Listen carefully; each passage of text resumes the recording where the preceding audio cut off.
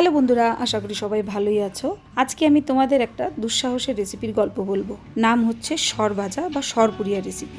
সর জমিয়ে জমিয়ে এই রেসিপিটা তৈরি করা হয়েছে। তবে দুঃসাহস বলছি কারণ আমি এই সর ভাজা মিষ্টিটা হার্ডলি 2 থেকে 3 বারই খেয়েছি এবং তাতেই আমি এই মিষ্টিটার বিশাল ফ্যান হয়ে গেছি। এটা ওয়েস্ট বেঙ্গলের কৃষ্ণনগরের একটা খুবই বিখ্যাত মিষ্টি।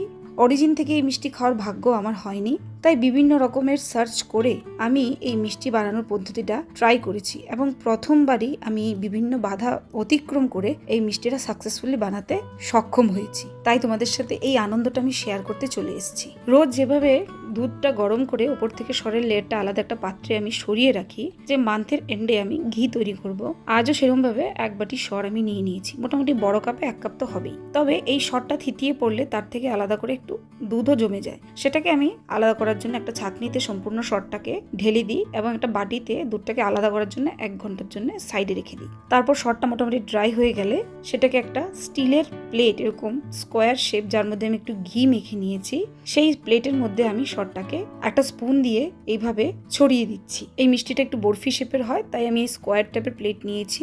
2 ঘন্টার জন্য ফ্রিজে রেখে দেবো। একটু সেট হয়ে যাবে এবং সরটা আরো একটু ড্রাই হয়ে যাবে। 2 ঘন্টা পর যখন সরটা বার করে নিলাম, দেখলাম বেশ ভালোই সেট হয়ে গেছে, কিন্তু সেখান থেকে একটা প্লেটে সেটাকে আলাদা করতে একটু কষ্টই হয়েছিল আমার। তাও আমি বার করে নিয়েছি এবং সেটাকে আমি একটা ছুরি দিয়ে এরকম স্কোয়ার শেপ করে কেটে নিয়েছি। ইউজ করেছি একটু লুজ ময়দা চারদিকে কোট করার জন্য, না হয় এটা খুবই সফট টেক্সচারে হচ্ছে, সেটা তোমরা সবাই বুঝতে পারছো।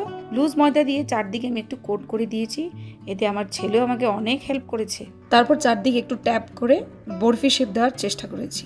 সবকটা পিস সেম ভাবে ময়দা দিয়ে এভাবে কোট করে ট্যাপ করে বরফির মতো পিস বানিয়ে নিয়েছি। মোটামুটি বরফি শেপ হয়ে গেছে। এবার ভেজে নেওয়ার পালা। তারপর একটা কড়াইতে জাস্ট 1 চা চামচের মতো আমি ঘি ব্যবহার করে, সেটা ঘিটা যখন গোলে ছড়িয়ে যায় তার মধ্যে একটা একটা করে সেই বরফিগুলোকে দিতে শুরু করি। গ্যাসের ফ্লেমটা লো থেকে মিডিয়াম কমেই রেখেছি।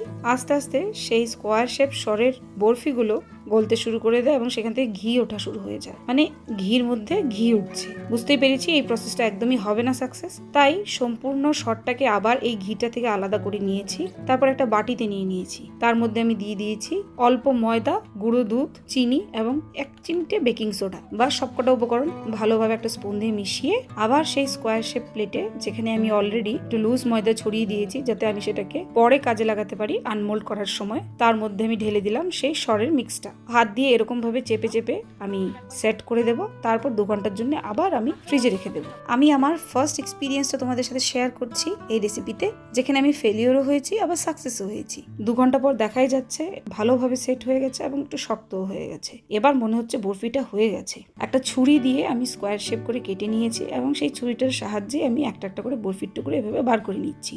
কড়াইতে আবার সেই 1 চা চামচের মতো ঘি আমি নিয়েছি। ডিপ ফ্রাই আমি করছি না, অনেকে ডিপ ফ্রাই করে, বাট আমি ফার্স্ট অ্যাটেম্প করছি, তাই আমি রিস্ক নিতে চাইছি না। আর ঘিটা মোটামুটি গরম হয়ে গেছে। এবার আমি এর মধ্যে একটা একটা করে বরফির টুকরো ছেড়ে দিচ্ছি। গ্যাসের ফ্লেমটাকে লো টু মিডিয়ামই রাখবো। এবার এক পাশ হয়ে গেলে অপর পাশ আস্তে আস্তে উল্টে দেবো। একটা একটা করে সবকটা বরফি আমি এপাশ ওপাশ করে সব দিক দিয়ে ফ্রাই করার চেষ্টা করছি। ঘিয়ের পরিমাণটা অনেকটাই কমে গেছে, চাইলে ব্যবহার করা যেতে পারে। আমি এক্সট্রা ইউজ করিনি। গ্যাসের ফ্লেমটাকে লোতে রেখেই সবকটা আমি সব দিক দিয়ে মোটামুটি লালচে করে ভেজে তুলে নিয়েছি। সর ভাজা তৈরি। এবার এটাকে মিষ্টিতে রূপান্তরিত করতে হবে। তার জন্য নিয়ে নিয়েছি একটা কড়াইতে 1 কাপের মতো জল এবং 1 কাপের মতো চিনি, 2টো এলাচ। গ্যাসের ফ্লেমটাকে মিডিয়ামে রেখে চিনি জলটাকে ভালোভাবে নাড়তে নাড়তে গুঁড়িয়ে গুঁড়িয়ে শিরাটা তৈরি করে নিচ্ছি। যখনই দেখব যে জল চিনি ভালোভাবে মিশে হাতে এরকম চ্যাটচ্যাটে হয়ে লেগে যাচ্ছে, সম্পূর্ণ তার হচ্ছে না বাট ভালোভাবে চ্যাটচ্যাটে হয়ে গেছে, তখনই বুঝে নেব শিরা তৈরি হয়ে গেছে। গ্যাসের ফ্লেমটা অফ করে ঢেকে রেখে দেবো। হালকা ঠান্ডা হয়ে গেলেই একটা একটা করে সর ভাজা বা সর পুরিয়া তার মধ্যে আমি দিয়ে দেবো।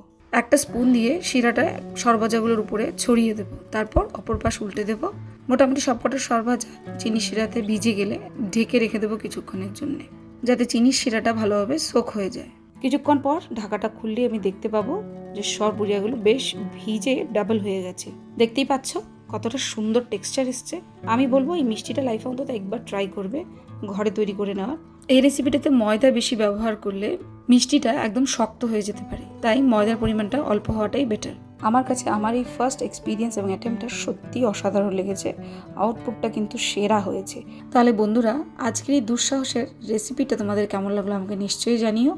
একটু কেটে দেখাচ্ছি, ভেতরটা কীরকম রসে ভরে আছে। এই মিষ্টিটা সঙ্গে সঙ্গে বানিয়ে খেয়ে নিলেই এটার টেস্টটা সবথেকে বেস্ট ফিল হয়। আমার মতো তোমরাও এই দুঃসাহসটা একবার অন্তত করবে এবং আমাকে জানাবে। ধন্যবাদ। আর সবাইকে রইল দীপাবলির অনেক অনেক শুভেচ্ছা। হ্যাপি দীপাবলি।